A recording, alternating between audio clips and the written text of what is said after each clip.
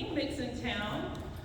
So today we're excited to host a panel of people representing different aspects of Mixon. Jacksonville neighborhood was founded around the late 1880s, and from its founding, the neighborhood attracted African Americans locally and also from out of state, and was the location of the industry and small businesses. So current and former residents have stayed in contact across decades, and are often, as I've just found from talking to people, really invested in their neighborhood, whether you live there or not. So over the past year, our staff has been working to increase the access to the neighborhood's history, something we were running into in special collections. Someone would ask about the neighborhood, and I'd say, yikes, I don't actually have that much to share, which is not good. So I'm very thankful some of the amazing people who contributed either oral histories, photos, and other documents for the digital collections are actually here today in this crowd. So I thank you so much for that generosity and for making our local history easier to access. So today's panel will highlight just experiences around Mixon. So our moderator is Ms. Davis, urban planner and co-owner of the Jackson and Modern Cities. We also have Spencer Fletcher here on the stage, who works in historic renovation and preservation, including Mixon Town. We also have James Henry, former resident and chair of the North Ministerial Alliance and community organizer. Patricia, mostly known as Pat Henry, a former Mixon Town resident and secretary of the North Side Ministerial Alliance and community organizer. This panel will be about 40-ish minutes, and then we'll take questions from the audience. I'm just going to steal one of our lovely people's mics and just bring them out around the crowd. So I'll just try and keep an eye out for people. You can just raise your hand and we'll start with the questions. And I also want everyone to know that you do have a clipboard on your seat or under your seat, and that just has our little survey for the program. Definitely fill out the survey if you can. We love getting feedback from that. And outside of that, I will just leave it to Ennis. Thank you so much.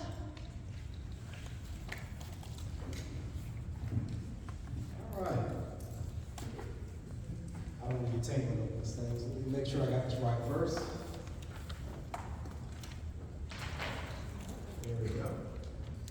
So good afternoon. My name is Ennis Davis. I'm going to be moderating for this panel discussion. And for the first 5 minutes or so, I'm just going to give a brief overview of the community of Mixon Town and a little bit about the history. And then we're going to jump into the wonderful stories and perspectives of our panelists today. So Mixon Town is generally going to be defined as an area of Jacksonville, the urban core, that is to the west of Interstate 95, north side of Interstate 10, let's say east of McDuff Avenue, and generally south of Salem-Boys Creek. Mixon Town is a mixture of several communities that developed in the early 20th century. Actually, the oldest, West Louisville, which dates back to 1875, as an extension of Brooklyn. Brooklyn, platted in 1868, was a Gullah Geechee community. Gullah Geechee basically being the descendants of Central and Western Africans that came to this area through the transatlantic slave trade. Roughly, this area stretches from St. Augustine on the south to about Wilmington, North Carolina on the north, about 30 miles inland. So Jacksonville has the largest concentration of Gullah Geechee descendants in the Gullah Geechee Coherence Corridor, and Mixon Town is one of those communities. Prior to its development, prior to Brooklyn's development, this area that we call Mixon Town was a part of a Spanish land grant in 1801 to Philip Dale. It became known as Dale's Bluff Plantation, where Sea Island cotton was grown. And then during the Civil War, what was then Brooklyn and La Villa, both were areas that were occupied by the U.S. Army.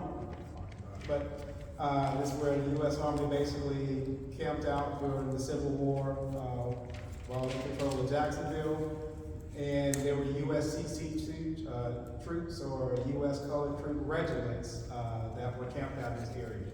After the Civil War, many of them stayed, and many of them were actually formerly enslaved with freedom seekers from this area already. So I always want to kind of make sure that people always understand, like, the community was actually here before Jacksonville was. So there's the culture and just the landscape and the people is what you see today that dates back centuries. So again, West Louisville first developed 1875. That would have been Gullah Geechee or historic African American community.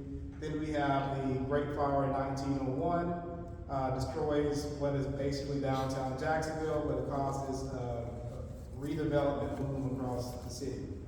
This leads to the rest of the community starting to develop. So if you're familiar with the general area, going west of the railroad tracks, you start to see areas like some of the North Riverside, Lackawanna start to develop in the first decade of the 20th century. And so over time, the whole area has become known as North Riverside and Mixon Town. And I'm gonna leave you all to talk about how the name Mixon Town came about. I have heard the story, but we'll see if anybody else has anything. And then just some things that are interesting about Mixon Town, I would say, is it's a microcosm of everything that kind of happened in Jacksonville in the last 150 years or so.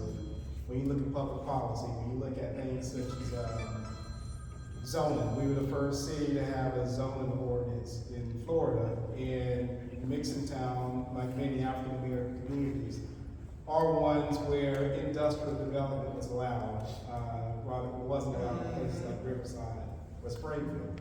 So by the 1930s, 40s, and 50s, there's Draper's Poultry. It's like a chicken processing plant in the middle of the neighborhood. There's Jones Chambers, which is a slaughterhouse in the middle of the neighborhood. And then the city's also burning like waste in the middle of the neighborhood. So there's a lot of environmental factors that took place in Mixon Town. McCoy's Creek itself became a contaminated creek based off the amount of industry on the west side of town, on Beaver Street, as well as the neighborhood that flowed into the creek. We get to redlining, not having the same amount of access to finances and even just investment from an infrastructure perspective from the city. Mixon Town has had to struggle with that over the years. Today, it is a place where there's some reinvestment that is starting to take place. The Emerald Trail project is underway. Forest Creek is being redone. And if you see what has happened to LaVille and Brooklyn over the last 15, 20, 30 years, you'll know that if we don't do things to protect the community, what took place in Brooklyn and LaVille will be likely to take place in Mixon Town.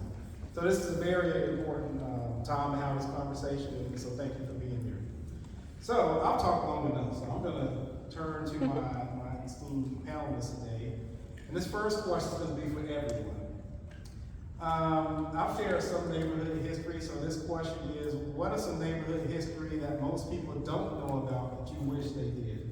We'll start with you, Ms. Pat. Okay. I don't know if people know. Does she have a mic? Microphone. Sorry. Each one of you should have one.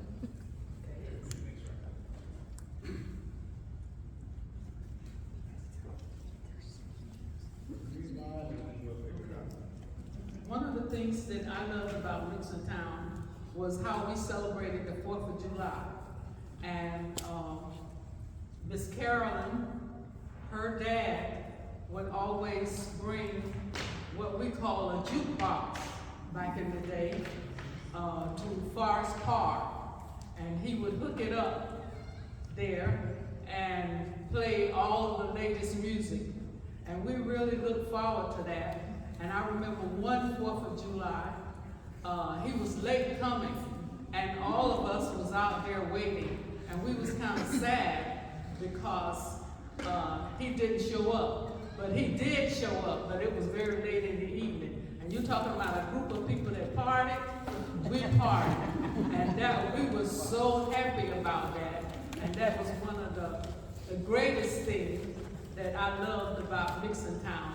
Besides I think we had 2 baseball teams. We might have just had 1, but we always had baseball every Sunday.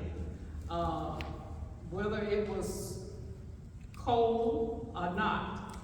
They tried to play football sometime, but we basically had the baseball. And the Gaffneys had a little trailer there that they sold hot dogs and other goodies, and that was a lot of fun, and it brought joy to the residents of Mixon Town. We would always come, and you know, I know some of y'all have heard Will Smith's song about summertime. That's how it was for us. At summertime, on Sundays, we would get our latest short sets, and everybody would dress up, and we was just going to Forest Park to enjoy the festivities out there. The guys playing baseball, us eating hot dogs, and the kids playing with the swing sets and all. It was a lot of fun, and it was joyous, and it was like come together day for Mixon Town.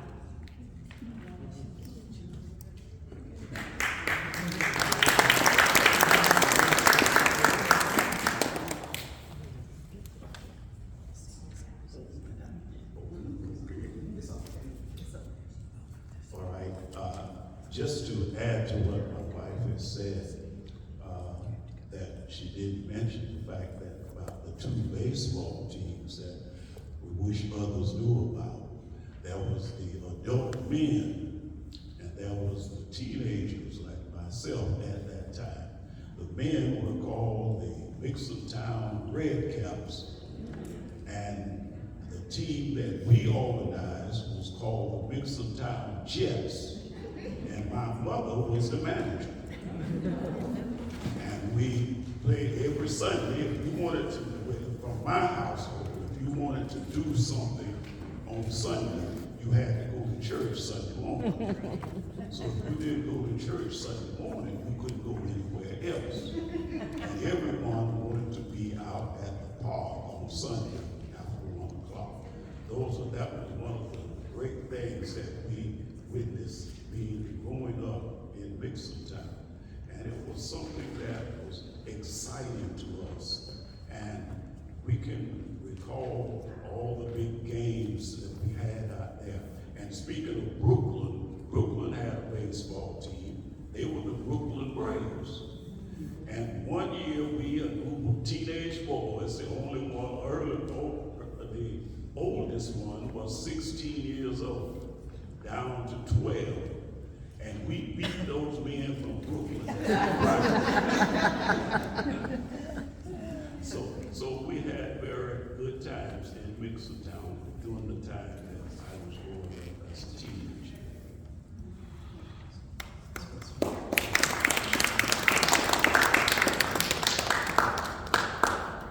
A lot of these stories that people are telling today are pre-interstate, and I think something I'd like people to know that maybe isn't totally obvious is that the community as a whole was devastated by the construction of the interstate. It was probably a 10 by 10 block area, the original West Louisville. Mixon Town was a little bit larger than that, but when the city decided in the late 40s that they were going to start planning out where they're going to run the interstate, unfortunately, Mixon Town was an African-American community. I think the city felt that they could get that land a lot cheaper than anywhere else, and as a result, about a third of the land that was part of the former community was essentially raised, all eminent domain, and that's what we know now as the I-95 I-10 interchange. And over the past 70-ish years, there have been multiple iterations of expansions to the interstate that continue to push out into the original community. So about a third of the land is gone, and I think that's important to remember that a lot of these people in their memories and the stories that they're going to tell today are pre-interstate. There's really 2 big things that were decimated the community. One was the interstate, the other one that Ennis mentioned was the ash contamination from the city incinerator. It operated from 1899 to the 1960s, and decades before it closed down, the city knew that it was causing pretty terrible contamination issues in the neighborhood there, and predominantly lead contamination. And they still used it to put on over the roads, to dump in people's front yards. They used it to put in Forest Park at the schools. So it was pretty dramatic for the neighborhood. Thank you, Spencer.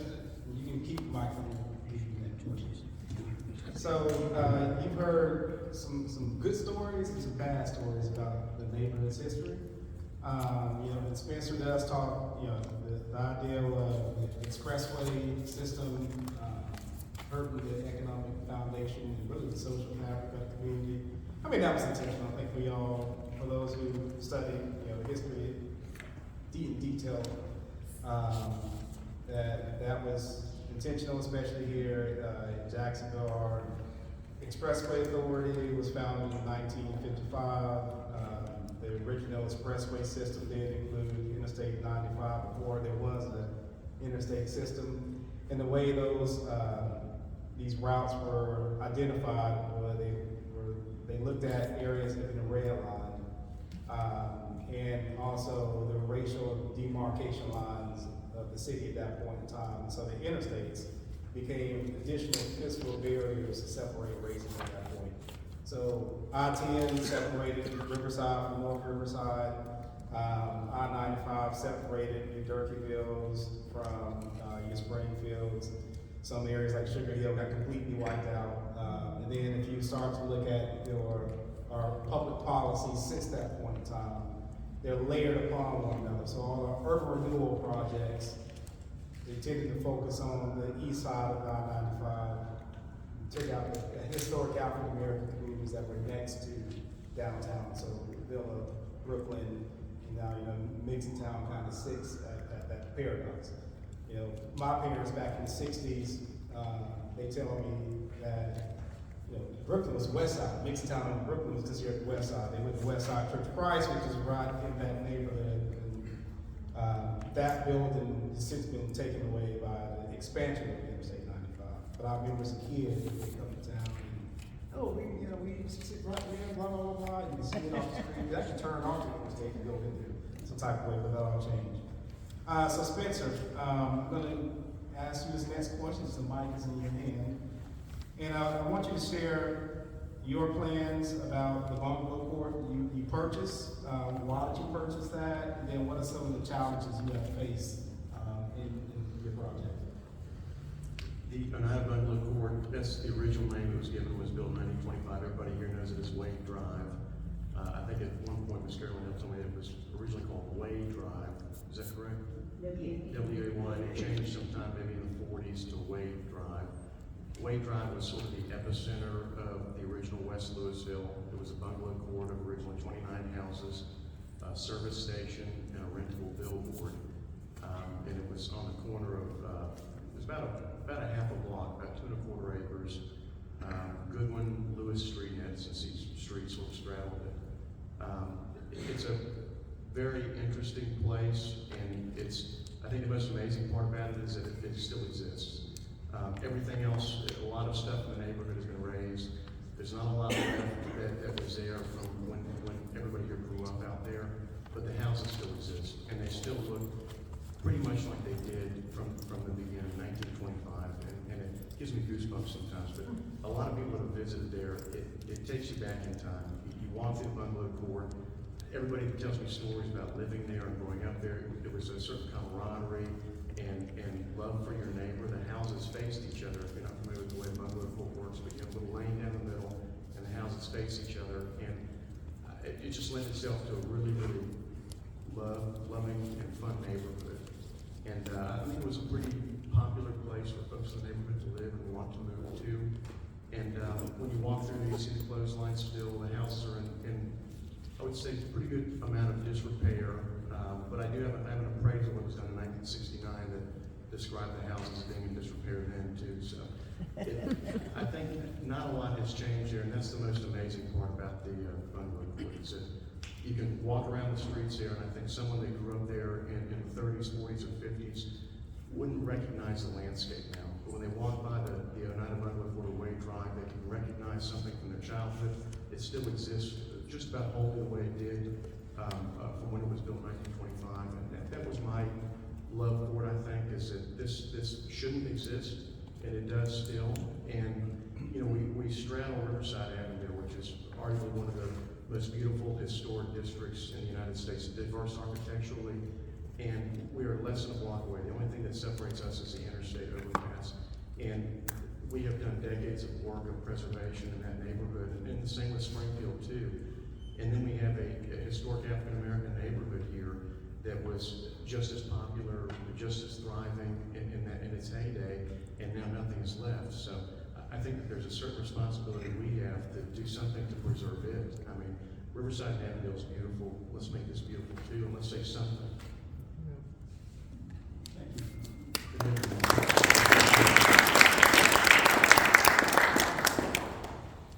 So this next question is going to be for Reverend James and Miss Pat. You know, we had this brief conversation. You said you grew up in the neighborhood and you remember as far back as being 2 years old with your grandparents. So this question is, how do your older relatives and neighbors describe the neighborhood? And then was it different from what you experienced growing up?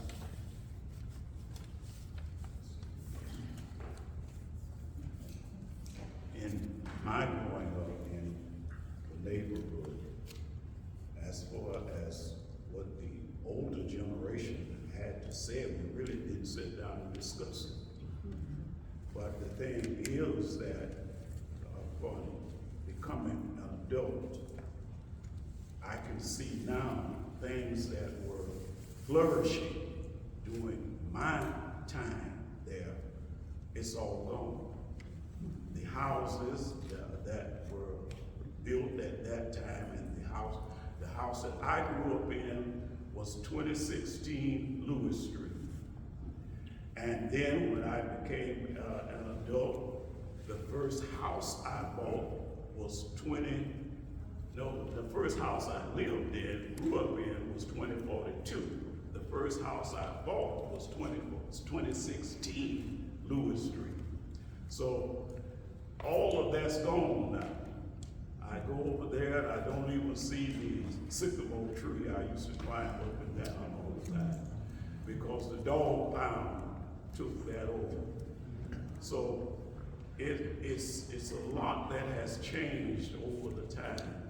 And I still drive through, and if I see any of the older fellows that grew up with me, I stop and we chat. And then the thing is, I keep in communication with those who are basically just about everyone in Mixon town who were either a member of the St. James AME Church or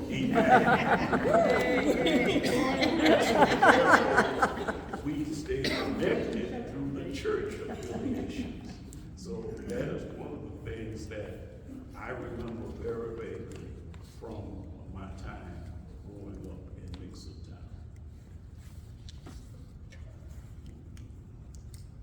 Well, my husband was very blessed to have one resident that he grew up in. I wasn't that blessed. So we lived all over Mixon town. So I know a lot about it. My primary resident was my grandparents' house, which was 2116 Ron Street. So she was there until she passed away. But my mama was like 3 to 5 months when the rent was due. It was time to move.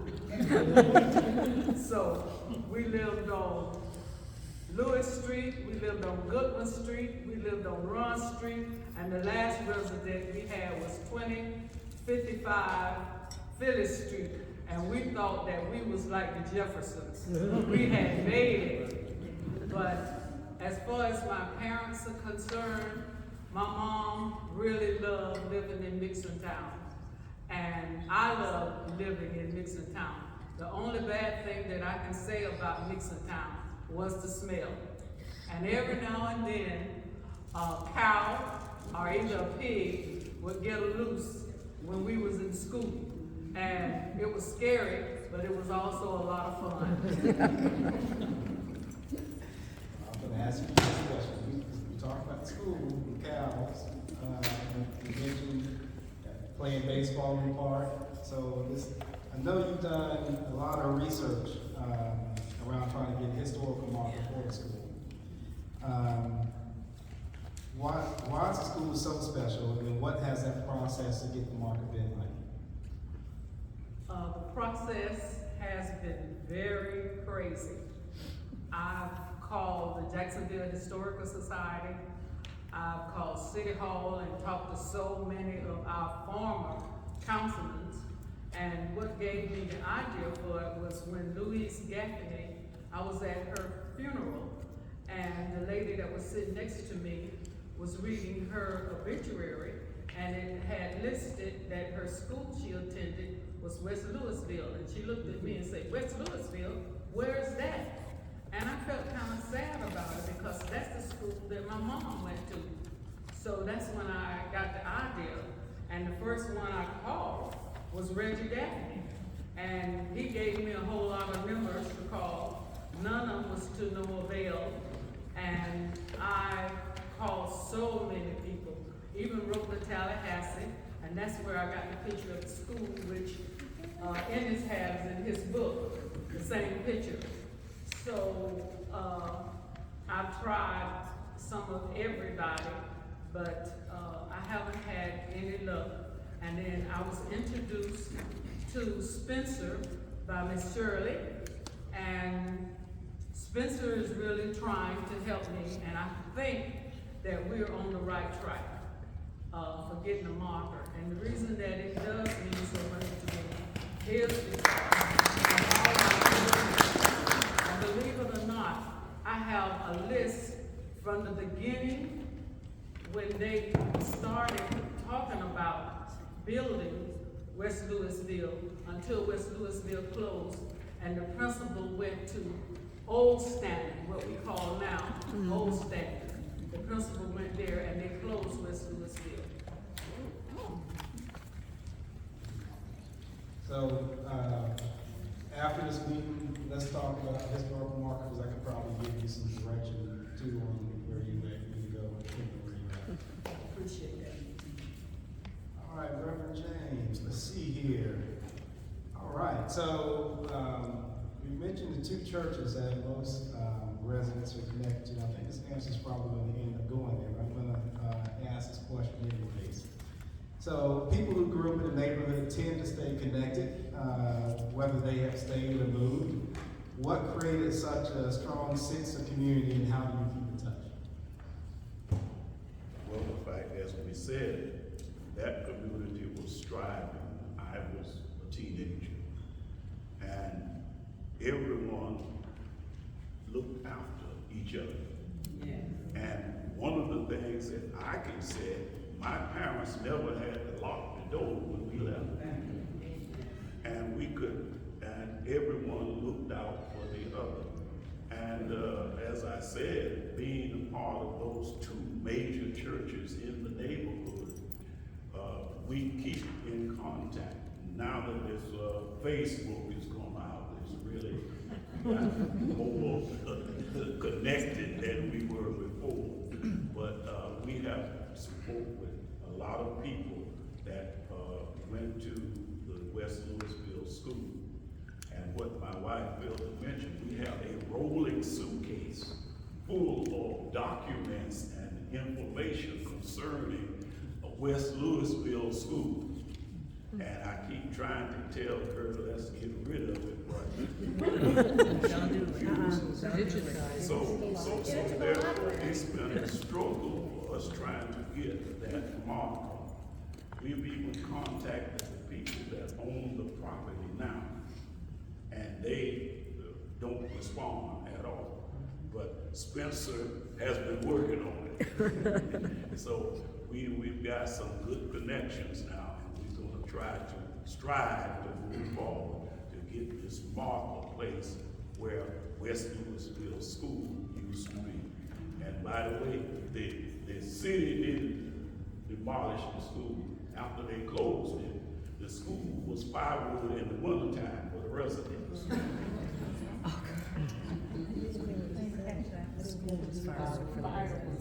I can understand that. I can understand that. From a family that grew up in Stockton, so I definitely understand that. Spencer, now, I think I asked you this question before, but you didn't get to the second half of the question. So I ask you, I know you're in the process of trying to restore Oneida Bungalow Court. What are the challenges that you have faced in this work to restore it? It's been sort of a rocky road. There's, you know, I thought sort of going into this thing that that a lot of people within the city would be major supporters of this, and you look at it from outward and think, well, how could they not? Right. But the answer is they were not, and they are not in a lot of cases. I'll tell you a big thing that we've been battling out there is that the city never put in basic city infrastructure in that neighborhood, i.e. sidewalks, adequate stormwater drainage, curbing, a lot of really basic amenities that we take for granted in the neighborhoods we live in today. Right. And that is sort of, there are rules, I guess, that exist within the city and public works that they cannot, unless a project is included in the CIP budget, they cannot go out to a neighborhood like that and do maintenance repair on something that doesn't exist. So it puts you in this position where if you're from a historic African-American neighborhood that never had these amenities, you'll never get these amenities. Right. Unless somebody really pushes the envelope and says, we need this, and gets to your city council and mayor's office, and they finally decide to do something or right the historic wrong. But just something as simple as sidewalks and curbing, which a lot of us have in our neighborhoods now. This is in the urban core of Jacksonville. It's not in a rural area. There are no sidewalks, there's no curbing, there's limited street lighting, there's inadequate stormwater drainage. And just to give an example, I do a lot of work, restoration work in Riverside and Avondale, and we do a lot of tickets with Public Works, and I'll put in a request over the phone for some, issue with the sidewalk, issue with the curb. City of Jacksonville isn't the fastest, but they generally get it on the queue there, and they generally take care of it. Well, in this neighborhood, y'all put in the same ticket, and it'll get canceled. Wow. So it's just sort of incredible the difference one block has. When I put in a request, one block over at Riverside Avenue opposed to this neighborhood here. And it's sort of sad. And one of the answers I got from a couple city councilmen was, well, the sidewalks and curbing are expensive. I said, well, okay. So I thought I was very upset and irritated by that answer. I thought it was a terrible answer. So anyways, if I can make a point to everybody, call your city councilman, call the mayor's office, tell them this is really important, tell them this project needs to be addressed. And that's one of many issues, and I think that's the first and foremost is to get out there and do some work with city infrastructure. Very good. Right away. Is there an organization specifically targeting that restoration of that area? Is there an equivalent to RAP, for instance, for that area? No. Well, no, there's not. Right now, it's currently being assessed by the University of Florida, and then also the Historic Commission for the city is looking at doing a National Historic Registry, but that doesn't necessarily protect any of the original structures that are there. I think it just gives one extra layer of, protection if you want to demolish something. But it doesn't really have a whole lot of impact on city infrastructure work or right-of-way maintenance. And something that's plagued the neighborhood too, and Shirley Thomas is going to talk to this, is illegal dumping, which is incredibly bad over there. You get guys coming from out of the neighborhood that will dump trailer loads of debris and trash because they know that no one's going to call or they may not put a fit about it. And if they do, it's easily ignored, so. We need a camera over there. So you kind of highlight, this kind of legacy of redlining that we still deal with today. A lot of people say, oh, that stuff's done, but no, within our built environment, within our practices that are now considered to be traditional, there's a lot of that baked into that. That's a struggle that we have. You got time for one more answer? Yes. Okay, I knew you was coming. All right, so I'm going to fire off one more question. This will be for everyone, and then I'm going to shut up and let the library take it. This question is, what are you most excited about for the future of Mixon Town? I'll take that. I'm excited about the Emerald Trail. And, the fact that they have restored, I don't ever know when it was a nice place. I'm talking about McCoy Street. So McCoy Street was a nice when I was growing up.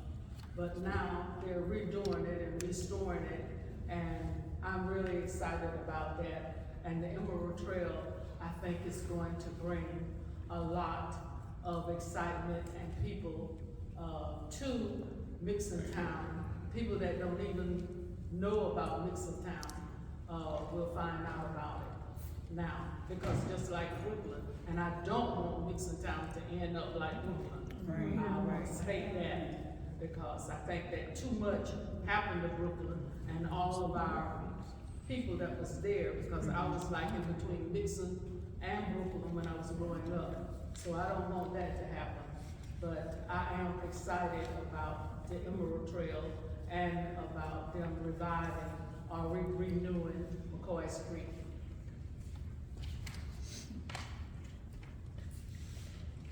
The one thing that comes to mind to me is that with that charter school that has been built in Mixon Town, it lets the people that come through know that there is still life in Mixon Town.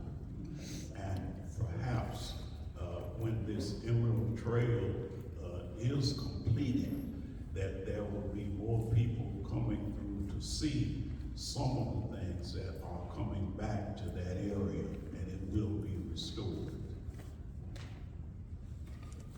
I think I'm fearful and excited, but fearful that a lot more historic structures and things that sort of make up the historic fabric of the neighborhood are going to be lost. But I also think it's going to have a renewed interest in a lot of people, especially when we do events like this, that people are going to be more interested in preservation efforts will be a little bit greater than just the Oneida Bungalow Quarterway Drive, that a lot of other houses are going to be restored. And I'm hopeful that that's going to happen. Thank you. Someone's gonna share that opinion over you. No, we're okay. We're okay. All right, we're just gonna start with the Q&A. So if anyone has a question, you can just raise your hand and we'll bring the mic over. Okay. One of the mics down. Oh, okay. Oh, yeah, we'll take it. Close it on me. Okay, cool. All right. Oh, goodness. Okay, we got a lot of questions. I'm gonna start on this side and then move over. Okay. Thank you. You mentioned that you're looking to have a plaque where the old site is for the Louisville School. And you also mentioned excitement around the Emerald Trail. So I was wondering how close the trail is in proximity to where the Louisville School used to exist, and whether or not benefactors that are helping to pay for the trail might pay for that marker that you're talking about. Good question. The proximity thank you. The proximity from where the Emerald Trail isn't close at all. So I'm just hoping that we can get that marker for West Louisville and all the descendants and people that attended that school. I think it'll be something great for them, but it's not close at all. Shirley, what's the name of your? Riverside CCC Community Development Association. Right. They've been my best hope for getting the marker done, because they want to do one for Forest Park also, Forest Park School. So I think that West Louisville is going to be included. And Spencer has already gotten the okay from the owner of the property where West Louisville stood.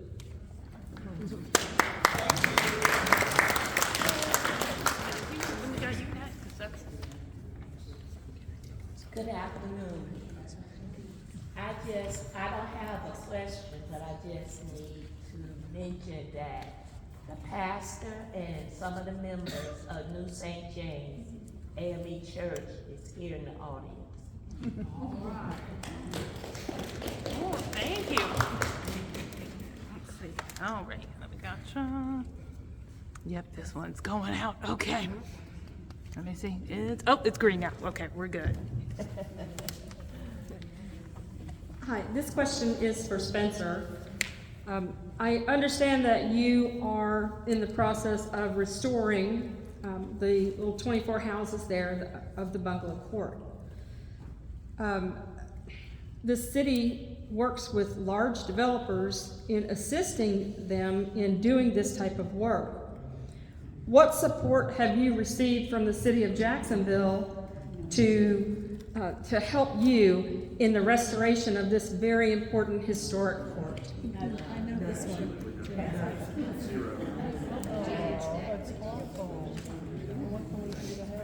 You knew that, right? Okay. Okay. Gotta get it on. Get it on record. Get it on record. Yeah, I knew the answer.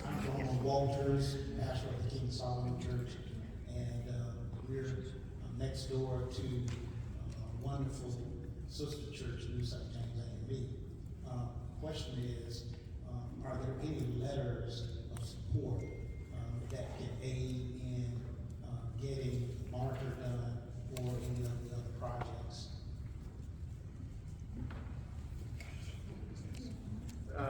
Yeah, I mean, the Bungalow Court was listed on the 11 most endangered historic sites in the state of Florida by the Florida Trust for Historic Preservation. It was also listed as one of the most endangered sites in the United States by the African American Heritage Foundation. So there's a good number of letters locally, nationally that recognize the cultural and historical significance of the Bungalow Court. That does not necessarily translate to support within the city, though. I think it's something that's easily ignored by city officials, which is a shame, but that's sort of been my experience thus far. In our search to try to get the markers, each place that we have contacted, we ran into a block wall. Some are suggesting that we have to get the funding. Others are saying we check with city council and they're supposed to have funds to give this kind of stuff. Nothing has happened. I even checked with Warren Jones with the school board to see if there was something they could do. But the only thing, well, they did do in helping us get all these historical facts. As I said, we've got a slew of all of the things when the school started, the name of the principals, all of their teachers that were there, and when it closed and all such as that. But as far as getting an open door, we haven't got that. And we've been trying to do this probably for what, about 8 years now? Probably about 8 years. So, let's see how I start. I don't want to throw everybody under the bus. So the historic marker program is a part of the state's historic Division of Historical Resources. It's basically a 3-part process. I'll get you the application. The first step in that is the application through the state. Here's the website. I'm going to give it to you here, but that application process is you're going to have Florida Master Site File. That probably, I'm not sure it exists. If not, we can certainly create one. Once It's not, I call it. it does. Okay. I see we've got some staff in the city that can help as well. And then once you get to that application process, there's a review process that the state marker council goes through. And depending on if that marker is a one-sided marker versus a two-sided marker, it's going to range anywhere from $3,300 to around $3,600. So for anyone that's trying to do a marker, that's basically going to be the process. I will say they have a backlog. I know they have a backlog. I'm actually the president for Florida Trust Historic Preservation. One of my board members sits on the marker selection committee council. And I know they have a backlog of about 80 markers or so, but anyone that wants to mark, we can certainly try to work you through the right process. One struggle here in Jacksonville, I think, Sometimes we should probably just say we don't know instead of giving people bad information. So, but yeah, we'll try to get you on the right foot with the marks. Good. So, I wanted to make a comment and ask a question. So, you mentioned Jacksonville Classical Academy, which has been built where Forest Park used to be, right? And I know that that ground was heavily polluted for a long time, and the city never cleaned it up until Jacksonville Classical Academy was built there. I just wanted to point out that as a charter school, it receives our taxpayer funding, and that it was built on the Hillsdale model of education, which is part of the whole anti-woke thing, so no teaching of African American history and so on. Thank you. I find all that really, Awesome. yes, I was gonna say ironic, but that's a better word. My question, though, when you're talking about Mixon Town not, hopefully what happened in Brooklyn not happening in Mixon Town, I think of somebody that probably some people in this room knew. I had the pleasure of speaking with a few times, a guy named Reggie Bridges who lived in Brooklyn.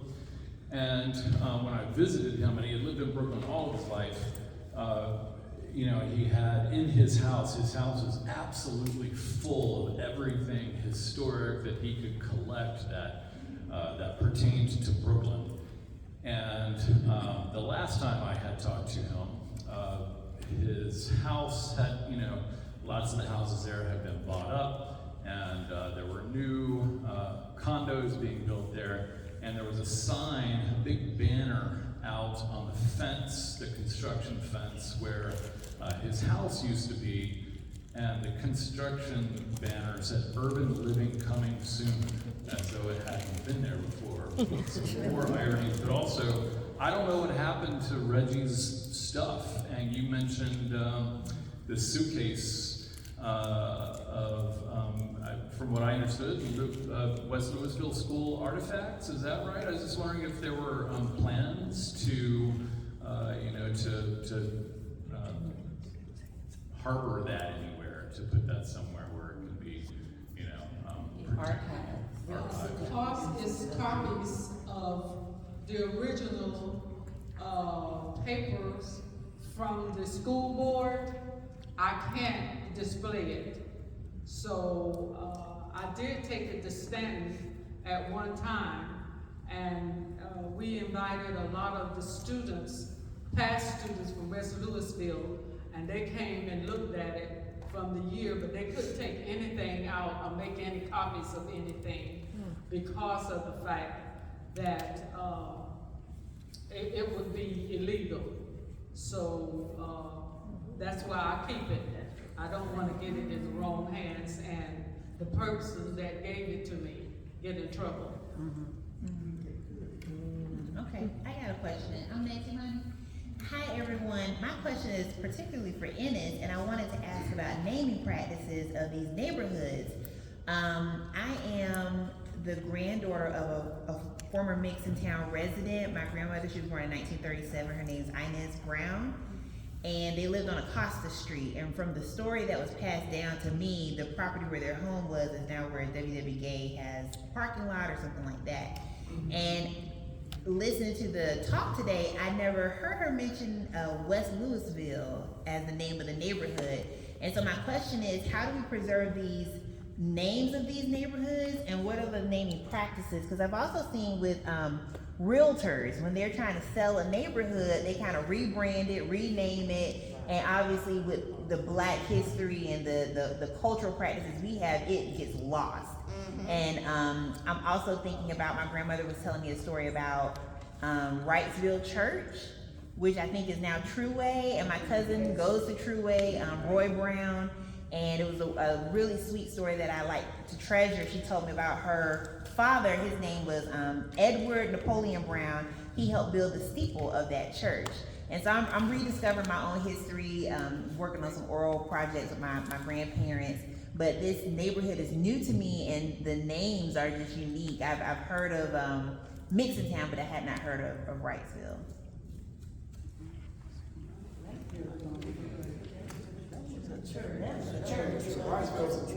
Church. Louisville, West was Louisville. actually a community that was like platted by Malcolm Price, who was a Confederate veteran in 1875. Okay. And then Mixon Town, the story I've heard of,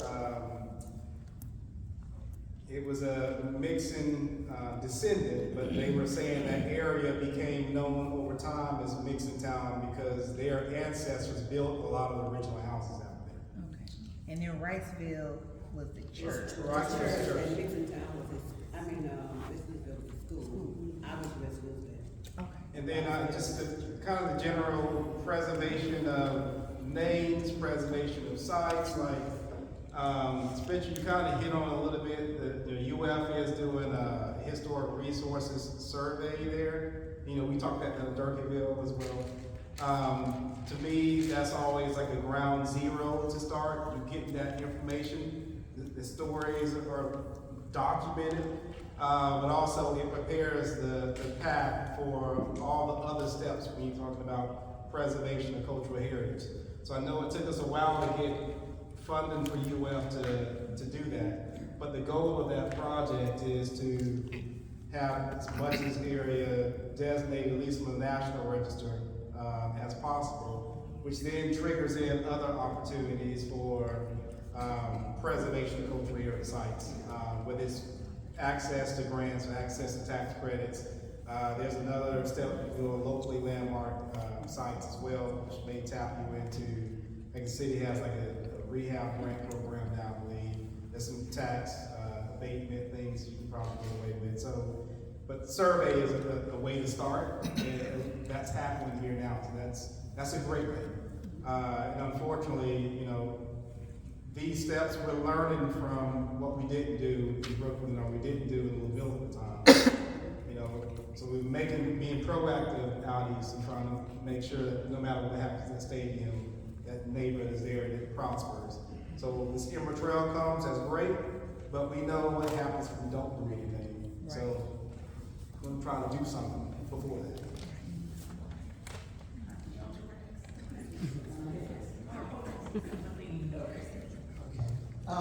My name is Reverend Demir Shreveborough. I'm the pastor of New St. James, one of the two churches that were mentioned that a lot of people, and we get, I've not been there long, we get many people come for various programs and services that we do who grew up in the area. I can say third Sunday next month, we're having family and friends there. But I'm so glad that one of my members, Sister Wallace, told me about this discussion, because when we went out in the community, just exploring to see what's there, I got a chance to see where Sister Field grew up, and that's that Bungalow area. And I thought to myself, my God, it's 2025, I ain't got no streets up in here. No curves, and that kind of thing. And so as a result of this conversation, to hear that other people have had the same concern because of the historical nature of that community, I believe and I hope at the end of this discussion that we can join in with you in your fight to make sure that Mixon Town is preserved properly, particularly the schools that they attended. It's not new. Other communities have done it. I mean, even to the extent that I'm an Eastern Star, and we meet over at Durkeeville Museum, and they have worked in that community to ensure, not just at that location, but other things like the field and stuff like that. So I think that it could be done, definitely, in terms of a marker, being a part of the African American Trail that we have in the state of Florida. There's the Ritz Museum. The Ritz Museum is there to inform and enlighten people about what is happening in Jacksonville, perhaps it could be, those documents about the school could be preserved there. And I forgot what was the last status of the African American Museum that was supposed to be in St. Augustine. I don't know if that has been confirmed for that location, or they were even talking about where Florida Memorial, which used to be in St. Augustine and now in Miami. I don't know if they're talking about placing it there. It is definitely going to be in St. Augustine. So there's some partnerships with that. But we as a community can start raising funds. We ain't got much, but raise some funds and attract other the residents, particularly the former residents and the individuals who are descendants of that area, to promote it that you're actually doing. Because I wasn't aware that you were doing it. So whoever thought about having this discussion did a good thing, so that we can come together. And it is a blessing with the community development organization here, who have been supporting your efforts. As a matter of fact, now I only knew my church was in Mixon town, but the Riverside, Avondale people contacted me to attend their meeting, and they were asking for, like for the churches in particular, blueprints. Like where we are now is not where we began, because it was a much bigger structure, and because of all the stuff that transpired, we could probably partner with them, and they got people with some money over there. Okay? Even though, and I'm like, okay, y'all call me over here, but I thought I was just Mixon town, but we're on the fringe of Riverside, whatever, and they got some bucks in their money over there in terms of Avondale. That's what it's called. Yeah, Riverside, Avondale, they got some money, so we need to talk to them too. While I was in the big, I don't know if it was whatever church it was, the one that had it. So they got some money over there. We need to partner with them because it's right next door. And people like to be neighborly, right? And I'm just really excited about what you have done thus far. I just want to commend you. I commend you for what you have done. Well, he can't run again. I think he has term again. But in terms of who represents that community, needs to be on board, and maybe we can plot out some strategies to make sure that they know that we know the significance. It's Peluso and Tyrone Clark Murray. And the county that Tyrone Clark Murray and Peluso. They share Mixon town. I was just hoping it wasn't that Mixon. We'll never do anything. I don't have a question, but I have something I'd like to say. Okay. We got time. Thank you. My name is Eloise Saunders. I was a resident of Wade Drive. I believe it was 462 Wade Drive.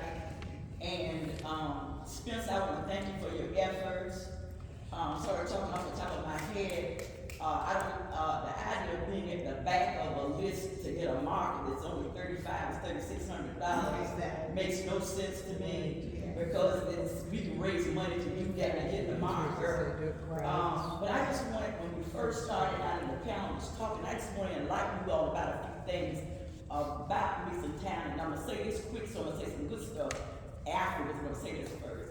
I'm not that excited about the Emerald Trail. And I'll tell you why I'm not that excited about it.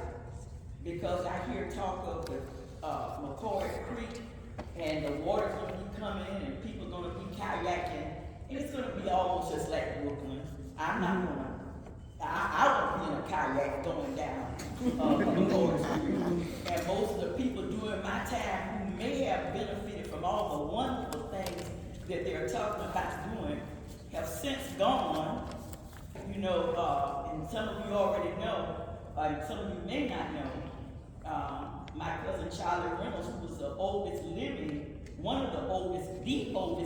resident of Wade Drive until a couple of weeks ago, passed away in Chicago at age 95, and his funeral will be next Saturday. But I just want to tell you all this real quick. In Mixon Town, when I was a girl coming up, entrepreneurship was a big deal. People talking about, oh, I want to start me a business, start my own.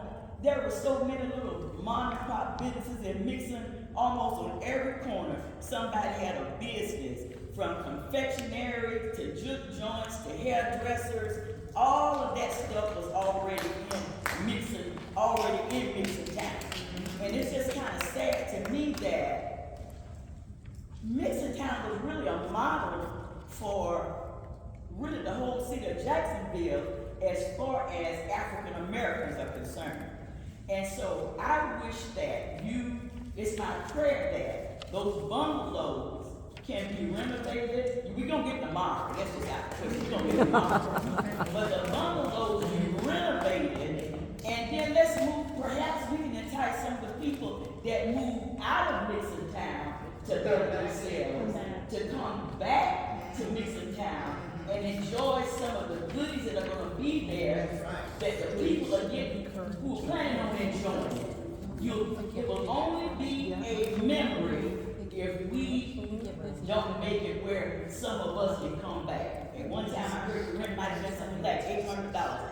Where can you live for $800? Get it renovated and people will come back into that community. Number one. The other thing is, he said something about the incinerator. Yes, the incinerator was there, and that's where they bought all the garbage and burned the garbage, but a lot of us ate off of from the incinerator. And what happens was when the garbage came in, before it went into the hole, stuff like chicken, my first Lorna Doone cookie came off the dump from the incinerator. A lot of us ate from the incinerator, 3 chickens for $1. That's when before it went into the hole. Yes. And we made it pretty good. And then we had a school there, Forest Park School, where the other school is now sitting. And the principal there was a woman named Lucille G. Coleman. Lucille G. Coleman, see, that's when you really had teachers. If you had teachers like those teachers with the technology that we have today, you have some fine citizens in Jacksonville. Yeah. And I'm sure they were spread abroad. But a funny little thing, Lucille Coleman drove a blue Lincoln. And the man that owned Joan Chambers, he drove a blue Lincoln just like her. And I said, white man has a Lincoln. Lucille Coleman has a Lincoln. When I get grown, I'm gonna buy me a Lincoln. The first 3 cars I owned The Lincoln. were Lincoln. They were Lincoln. So, there's good stuff about Mixon Town that they did not mention. Also, you have a lot of professionals that came out of Mixon. Yeah. You got professional football players, you got professional baseball players, and some of their parents were right there in Wade Drive, where Fletcher and others are trying to reserve. So I think we just need to get on board and make some things happen. We're going to say one other thing. I started taking notes. I wasn't okay, and then we had a school crossing guard. School crossing guard is nothing new. Right on the corner of Forest and Myrtle Avenue, where Seth's grocery store was, we had a school crossing guard. My aunt, Josephine State. And so we can do some things, but what we got to do is make it attractive for some people to come back to enjoy what's coming. Because what's coming is going to be good, but it's not to benefit the people that are there now. That, not for the people there now. And I see your dream happening, and we're gonna make it happen. And I want somebody I'll be with you and some others who will commit to getting that $3,500, $3,600 ball to roll and get that money. We have to beg and get at the back for waiting list for something that's inexpensive. I'll cut a couple of my goodwill trips short to contribute to us getting that money. So I'm telling you. Okay, yeah, so. All right, so thank y'all for listening.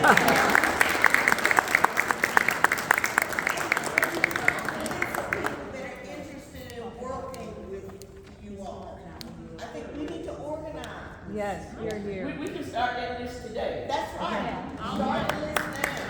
And we've got one last person to talk, and then we're gonna have to wrap up. I'm Shirley Thomas, president of the North Riverside CDC. Had a lot of you all that I'm doing myself. Shirley Thomas, can you read? Okay, President. I'm Shirley Thomas, president of the North Riverside CDC. And we do have a CDC.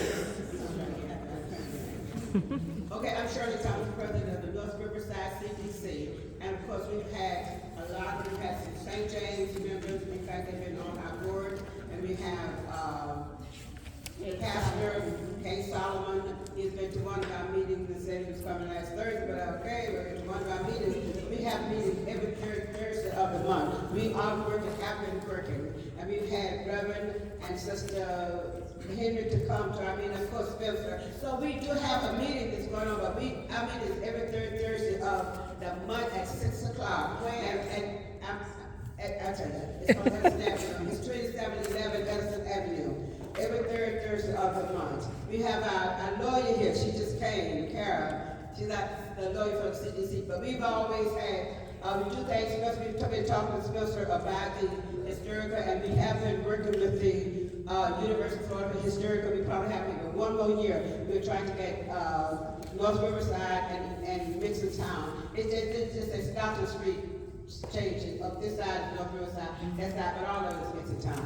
So we're trying to, but all of us, so we're trying to, we maybe have 1 year in getting our historical markers. Now, with the groundwork, I'm trying to talk fast because we got to finish. The groundwork do have money to finish the trail on that side.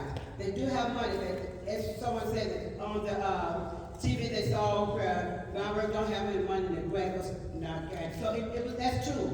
That is true. But before that grant, they could not get that grant. They already had money to finish outside.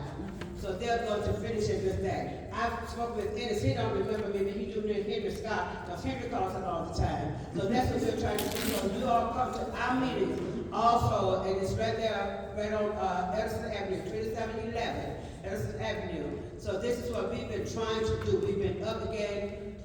We was up a long time ago. We stopped and some of our older people passed, but we started back again about 10 years ago. We have grants for different things that we do. If you own your home, we have grants for if you need your work done in your home. We have grants to do that. Everything free of charge. We have pro bono lawyers, but anything that you need, if you need a will, anything that you need, we have all of them. We have pro bono. We work with Three Rivers lawyers. We work with United Way. We work with Brownberg, we work with James Coggin, so these are people that we work with. So we're doing it, come to our meetings, and we're all on Facebook. Represent by Facebook, we're all on Facebook, North Riverside, CDC. So I'm just saying, I was saying there's probably a lot of things that you all said. I want to say something about them, but the main thing is come to the meeting. We've talked to Rebecca many times, been trying to get her back here. We've been trying to get these markers. At least said we're not going to worry about markers. We're going to get those other things that we do. I didn't go to Forest Park. I went to West Louisville. All right. I went to West Louisville. I never went to Forest Park. My children did. But anyway, I'm just talking fast about this is what we'll do. So come to your meeting, and I'm going to give you my number, my phone number. I'm Shirley Thomas. My phone number is 904-343-4847. And one more thing I'm going to say before I turn it back. One more thing I'm going to say, you don't have to call downtown. I know there's some folk downtown now, but like I said, you don't have to call downtown about everything that you do. Call your city councilman. Call them more than one. Call your city councilman. Jimmy Peluso is the city councilman from King Street back to Mixon Town, back to the east side, back to Kings Road. Jimmy Peluso called me and I'll give you his number. Jimmy Peluso. Tyrona Clark Murray is Tyrona Clark is the city councilwoman from King Street back towards Mount and they're both great. And your name, a lot of times your name will go downtown if you call on something that's in your neighborhood. If you don't call them, call City Hall, you don't have to call downtown, your name will not go. Whatever they're talking about, whatever you're displeased with, prostitutes, if it's drugs, whatever, their neighborhood will go downtown, not yours. So, but it takes more than one person in the neighborhood to call these different people for different things that's going on. And my number again is 904, did I give it?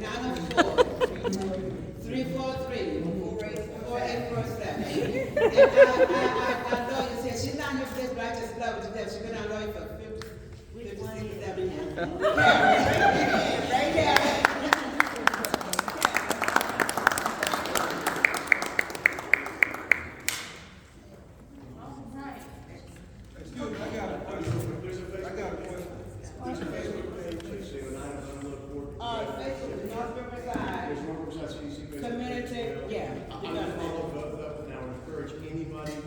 It's a public post on there. If you're from the neighborhood, even if you're not, and you want to write something on there, a memory, a story, something like that, I think everybody that follows it should. What's the name of the page? Oneida Bungalow Court. Oneida is O-N-E-I-D-A. Oneida Bungalow Court. Historic. Historic Oneida Bungalow Court. Where did the Oneida come from? Because we haven't even heard that one yet. No, Wayne Drive is the name of it, but Oneida was a name that the original developer came up with in 1925. I'm not sure I know it's from Indian province, upstate New York. I don't know much past that. All right, so we're gonna have to wrap up. However, if our speakers here today feel like staying later, definitely talk to them. So I know we went over time. Okay, but I'm just gonna try and wrap it up real quick. So thank you so much, Ennis. Thank you so much, Henry. Thank you so much, Spencer, for talking and being here today. And thank you so much for our audience. Y'all had some amazing information to give.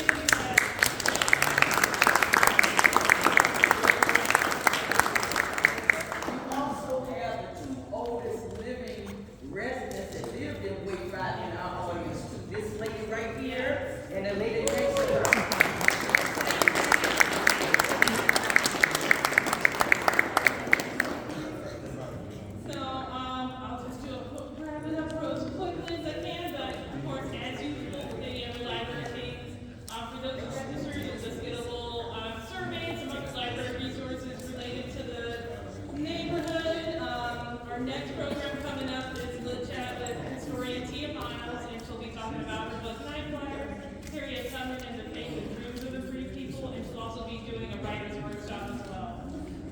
So that'll be on September 13th. And also, I just have to say, just because we have so many St. James and King Solomon people here, we're also adding more to the digital collection. So I am more than happy to do more oral history and to scan more images from the neighborhood.